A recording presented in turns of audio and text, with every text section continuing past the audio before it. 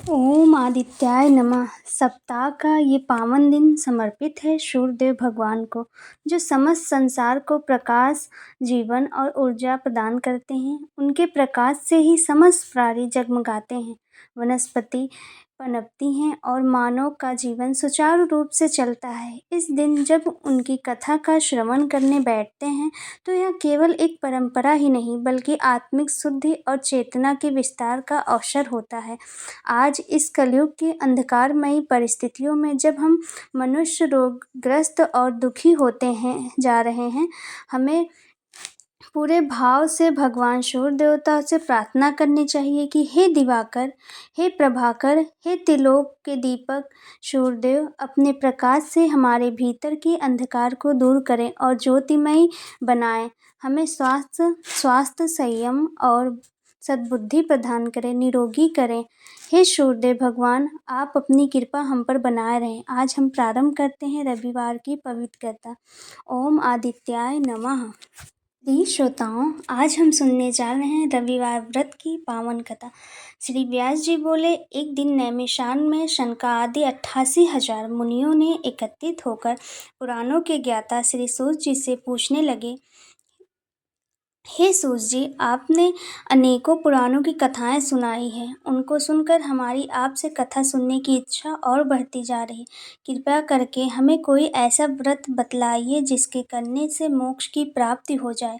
कलयुग में सभी प्राणी अल्पायु के होंगे, निर्धन होंगे। इस पर भी अनेकों को ज्वर आदि रोग लगे रहेंगे, फिर भी किसी प्रकार तपस्या यज्ञ आदि कर सकेंगे। इसलिए हे सूत जी, आप कोई मोक्ष का देने वाला रोगनाशक, सब सिद्धि पद, रोग मुक्तदायक ऐसा व्रत बतलाइए जिनके करने से लोक में सब प्रकार का सुख व मोक्ष की प्राप्ति होवे। सूत जी बोले, हे मुनिवरों, अपने संसार में कल्याण निर्मित बहुत सुंदर बात पूछी है। रोग मुक्तदायक मोक्ष को देने वाला उत्तम व्रत तुमसे कहता हूँ, ध्यान से सुनो। इस प्रकार का व्रत बतलाने व कहने से मैं असमर्थ हूँ, क्योंकि यह विषय अथाह है। जिस प्रकार आपने मुझे पूछा कि उसी प्रकार भगवान श्री कृष्ण ने कुंती से पूछा था, उसी संवाद को अब तुमसे कहता हूँ, सुनो। एक समय भगवान योगेश्वर कृष्ण कुंती के आश्रम पहुंचे थे, तो कुंती ने बड़े ही प्रेम से उनका आदर किया और सुंदर आसन पर बिठाया। तब श्री कृष्ण ने कुंती से कुशल मंगल का समाचार पूछा। कुंती ने उत्तर दिया, हे प्रभु, जिन पर आपकी कृपा दृष्टि है उनका स्वप्न में भी अमंगल नहीं हो सकता। हे प्रभु, सुख और समृद्धि को देने वाला आप ही हैं, फिर हमें क्या दुख है, इसका मान भी नहीं होता है। अमंगलहारी आपका नाम ही सभी अमंगलों के विनाशक की अनुमति औषधि है। इस पर आपने दर्शन दिया है, फिर हे प्रभु कष्ट कहाँ है, परंतु आपकी आज्ञा है। तो हे प्रभु, आप कोई ऐसा व्रत हमको बतलाइए जिनके कहने से रोग की मुक्ति हो और मोक्ष की प्राप्ति हो, क्योंकि सभी प्रकार के योगी मुनि तपस्वी मोक्ष की इच्छा करते हैं। अतः हे प्रभु, आप मोक्ष के देने वाले व्रत कहिए। भगवान श्री कृष्ण बोले, हे देवी, आपने बहुत ही सुंदर प्रश्न किया है, परंतु मैं इसका ठीक प्रकार से उत्तर देने में असमर्थ हूँ। एक समय देवी पार्वती ने भगवान शंकर से यह प्रश्न किया था, उसी कथा को मैं आपके सामने कहता हूँ, तुम ध्यान से सुनो। श्री कृष्ण बोले, हे देवी, एक समय कैलाश पर्वत पर देवी पार्वती के साथ भगवान शंकर बैठे हुए थे। उनके पास नंदी आदि गण भी थे। उस वक्त देवी पार्वती ने शंकर जी से पूछा, हे प्रभु, हे त्रिपुरारी, हे वध करने वाले, आपकी महिमा तीनों लोकों में विख्यात है। चर अचर नाग मनुष्य देवता सभी आपके चरण कमलों में वंदना करते हैं। हे प्रभु, आप सामर्थ्य सर्वज्ञ कल्याण स्वरूपी हैं। आप सब कलाओं और गुणों में विद्वान हैं। आप योग ज्ञान तथा वैराग के भंडार हैं। आप शरणगतों के लिए कल्प वृक्ष हैं। हे प्रभु, जिसका घर कल्प वृक्ष के नीचे हो, वह भला दरिद्रता से पैदा दुख को क्यों सहेगा। हे नाथ, हृदय में ऐसा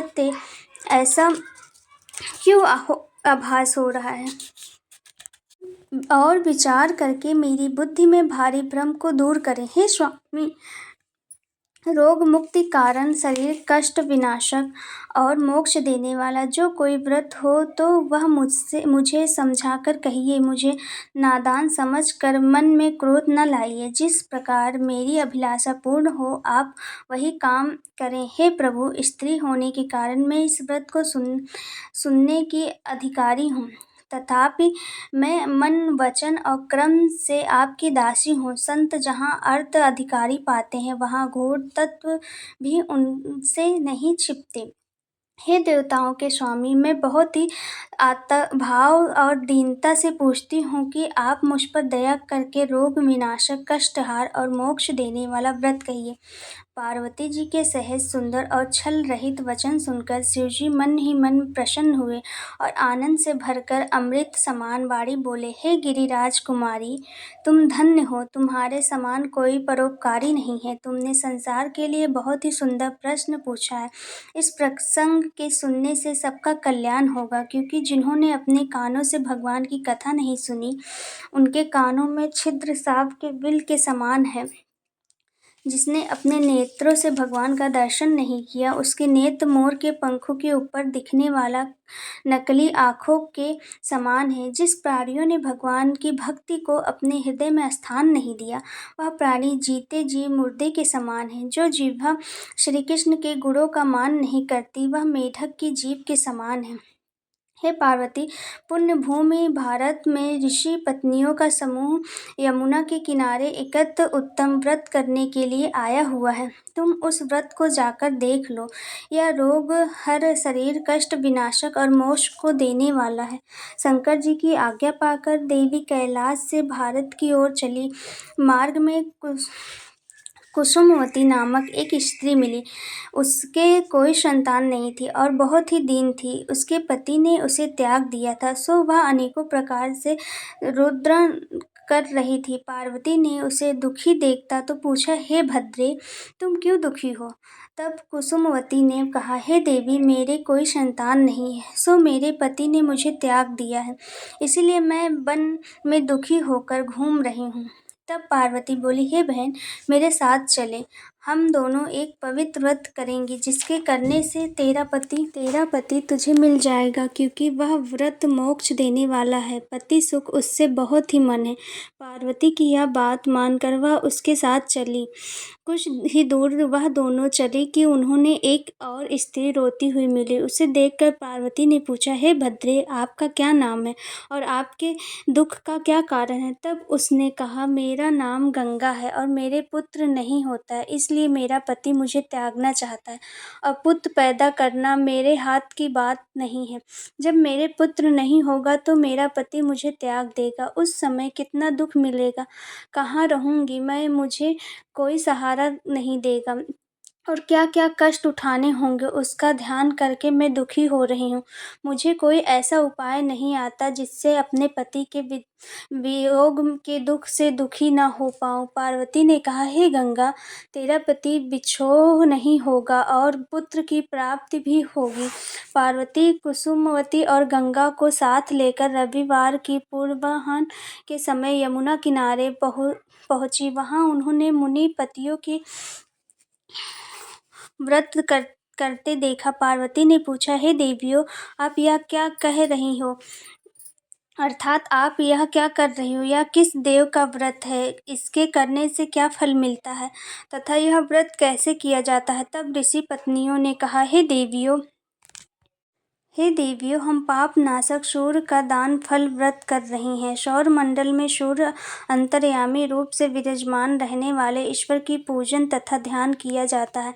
यह व्रत दुर्लभ मोक्ष का देने वाला है। धन पुत्र आदि की तो गिनती ही नहीं क्या है। जो स्त्री और पुरुष जिस कामना की इच्छा करके व्रत करते हैं वह अवश्य पूर्ण होती है। इससे निर्धन को धन, दुखी को सुख, पुत्रहीन को पुत्र तथा रोगी को रोग मुक्त होकर अंत में मुनिजनों को दुर्लभ मोक्ष की प्राप्ति होती है। यह व्रत अश्विनी मास के शुक्ल पक्ष के अंतिम रविवार से शुरू होता है। तेल, आंवला, नमक, अनार, छाछ को छोड़कर एक ही समय भोजन किया जाता है। 5 साल व्रत करके इसका उद्यापन किया जाता है। इन 5 सालों में प्रत्येक वर्ष एक-एक धान्य सूर्य के समर्पित कर दिया जाता है। जिस धान्य को समर्पित कर देते हैं उसे उस वर्ष खाया नहीं जाता।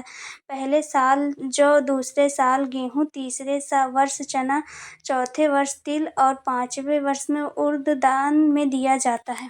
अपनी सामर्थ्य के अनुसार उसका दान किया जाता है और 12 वर्षों में भोजन कराया जाता है। इस व्रत का उद्यापन माघ के शुक्ल पक्ष की सप्तमी को किया जाता है। अगर उस दिन रविवार हो तो बहुत ही श्रेष्ठ रहता है।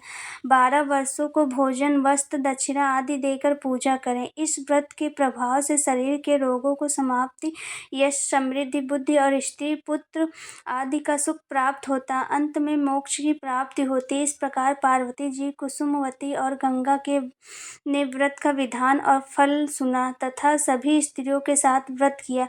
इस व्रत के प्रभाव से कुसुमवती को अपने पति का प्रेम प्राप्त हो गया और गंगा को इस व्रत प्रभाव से समय पाकर एक उत्तम पुत्र की प्राप्ति हुई। पार्वती जी ने कहा, इस व्रत को करके मधुर फल की प्राप्ति होती है और कैलाश की ओर चल दी। पार्वती अपने हाथ में मधुर फल लिए कैलाश को जा रही थी कि मार्ग में एक श्रेष्ठ ब्राह्मण को देखा। वह बहुत ही निर्धन था। पार्वती ने दया करके वह मधुर फल उस ब्राह्मण को दे दिया और स्वयं कैलाश को चल दी और भगवान शंकर को नमस्कार करके बैठ गई। वह ब्राह्मण फल लेकर घर लौटा तो बड़े ही विस्मय में पड़ गया, क्योंकि उसका घर धन धान्य से भर गया और बहुत ही सी गौ द्वार पर खड़ी थी। ब्राह्मण ने अपनी पुत्री से पूछा, यह सब किसका प्रभाव है? उसने हाथ में फल लेकर कहा, यह मधुर फल है। जो तुम हाथ में मधुर फल लिए हो वह तुम्हें कहाँ से मिलता है? यह सब इस फल का प्रभाव है। ब्राह्मण ने सब कथा ब्राह्मणी को कह सुनाई। उस फल के प्रभाव से ब्राह्मण के सभी दुख दूर हो गए और वह रविवार का व्रत करने लगा। भगवान सूर्य की कृपा से इस लोक में नाना प्रकार के सुख भोग कर अंत में दुर्लभ मोक्ष की प्राप्ति हुई। जो मनुष्य इस व्रत को करते हैं वह इस लोक में नाना प्रकार के सुख भोग कर तथा पुत्र पौत्र की प्राप्ति कर अन्य श्री हरि लोक में वास करते हैं।